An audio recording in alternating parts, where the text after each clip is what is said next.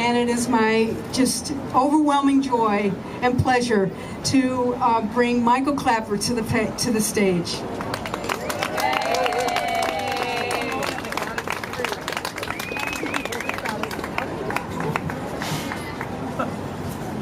Thank you, Pamela. Wow, what a great event.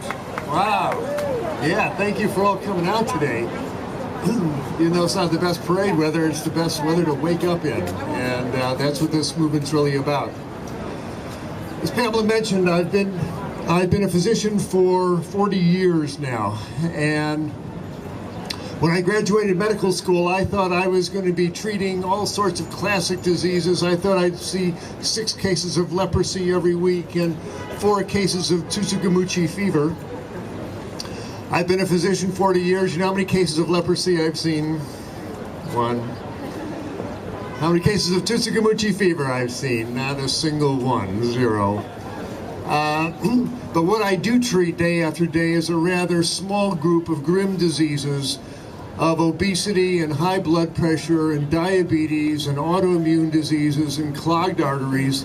And it's just become absolutely stunning to me as I open the medical journals and I see my colleagues doing all this high-power research to look for that one molecule that will explain why this person's getting overweight, and that one molecule, that one genetic flaw that makes them diabetic, and that one genetic mishap that makes their blood pressure go up.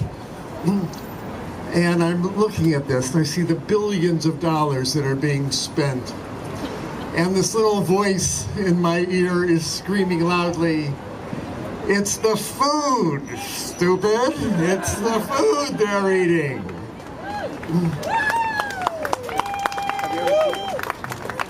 That was published in the medical journal called Duh.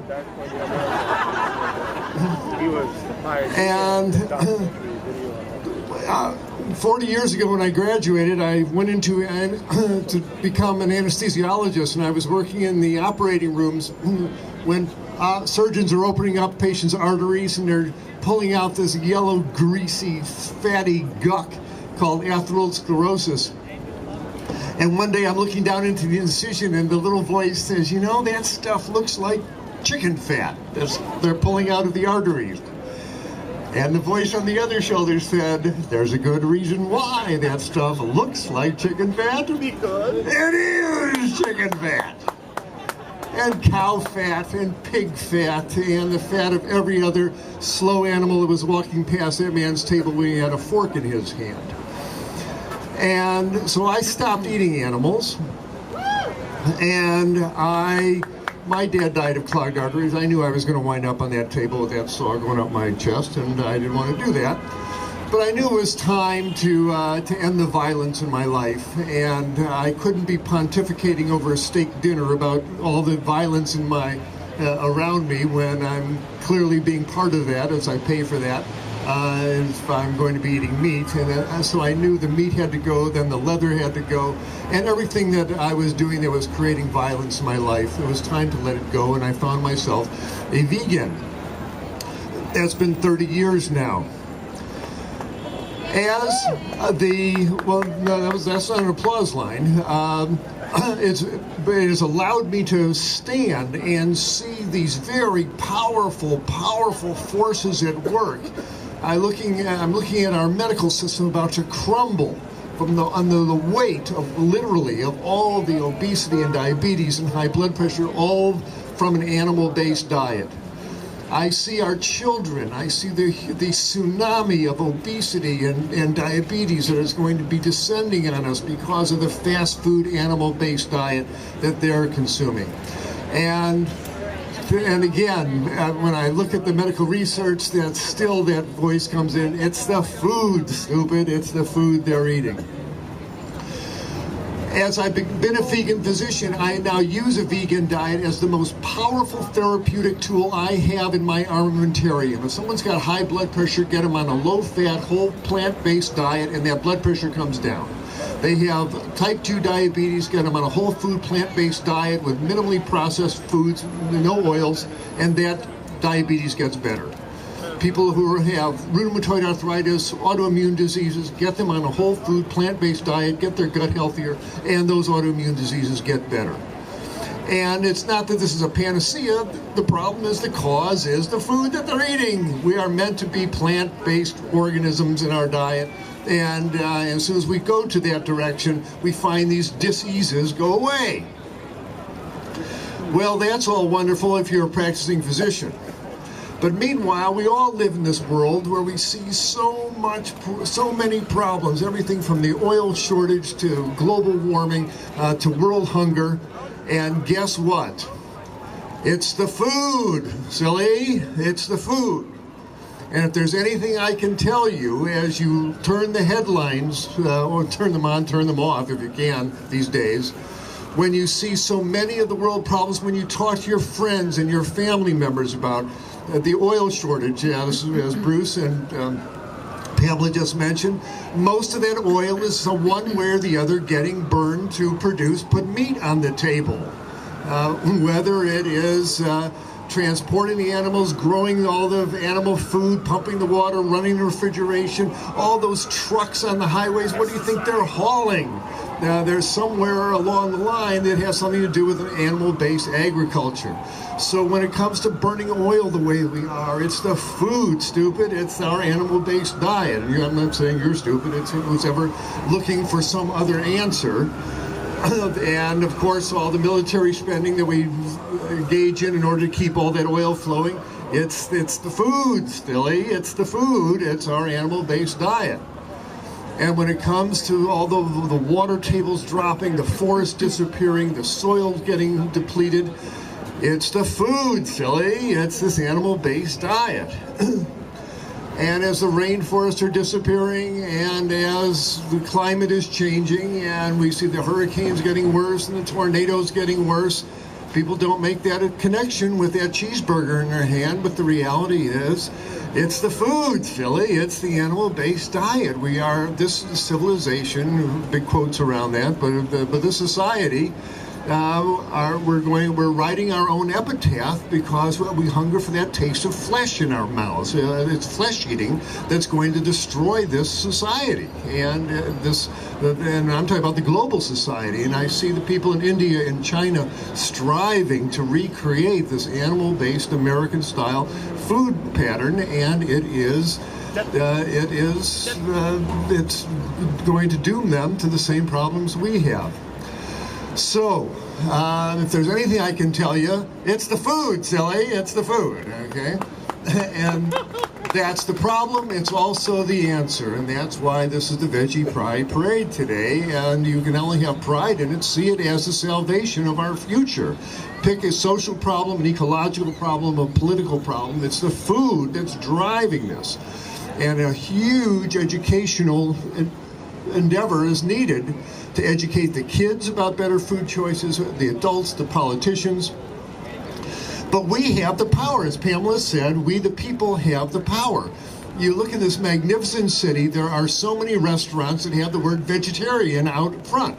Why has that word appeared? Because you demanded it. You made that happen. We all did.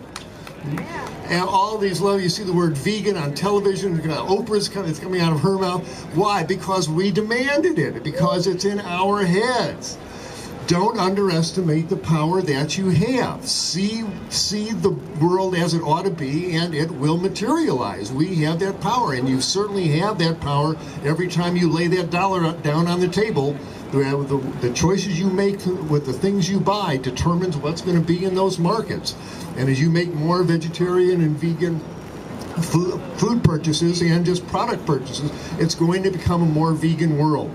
The more you talk about it, the more books you buy, the more vegan potlucks that you host, the more articles that you send your friends on the internet. Get that V word out of there, keep putting it into people's heads, and we will bring forth a more vegetarian, vegan, and life-sustaining world. The current a diet that has death at its heart is not sustainable on any level, nutritionally, economically, spiritually. A plant-based vegetarian diet has life at its very core, and so we need to be life-affirming in everything that we do, the choices that we make, the words that come out of our mouths, the visions that we hold. We need a life-affirming, green, veggie-based diet, veggie-based future, veggie-based lexicon. And that's why you're here. This event would not have happened not many years ago.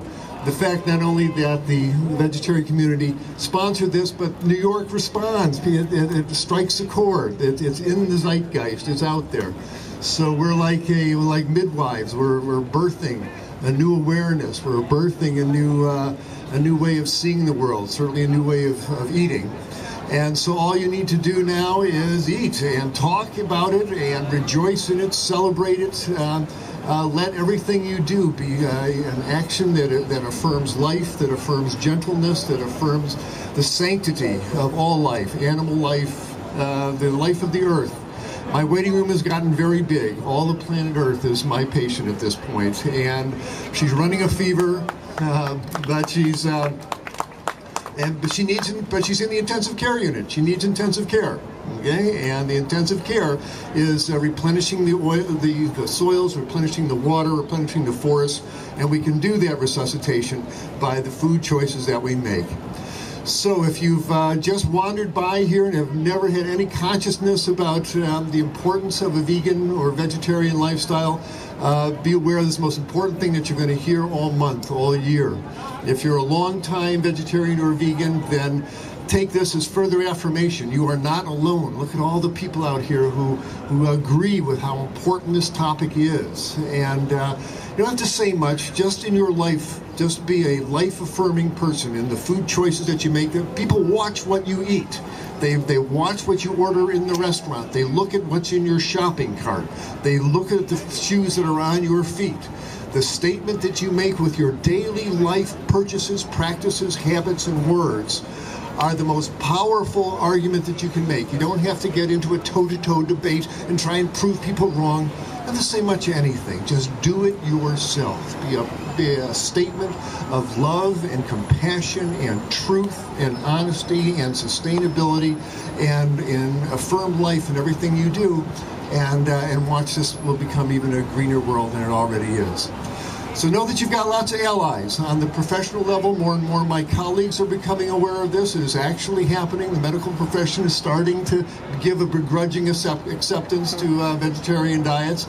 It's certainly happening in the media. I'm encouraged by that. And now we got to get the politicians to stop subsidizing the meat industry and the other animal-based industries. Let's start subsidizing the broccoli farmers. Let's start subsidizing the almond growers. Absolutely. But more importantly, let's start eating more broccoli and almonds and make good examples so the marketplace will carry it on its own.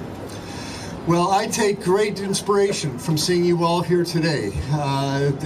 We have a bright future. We owe the kids a sustainable world at this point, and leaving them with a plant-based idea, a plant-based ethos in their head about how to conduct agriculture, how to conduct commerce, and how to raise their own children is the best gift we can give, because we've plundered this planet. Now it's time to heal it.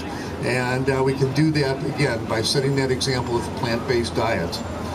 So I want to congratulate everybody who's behind the Veggie Pride Parade, Pamela Rice and all the work she's done and all her colleagues, and to thank her for the invitation to appear here. Thank you for all coming out.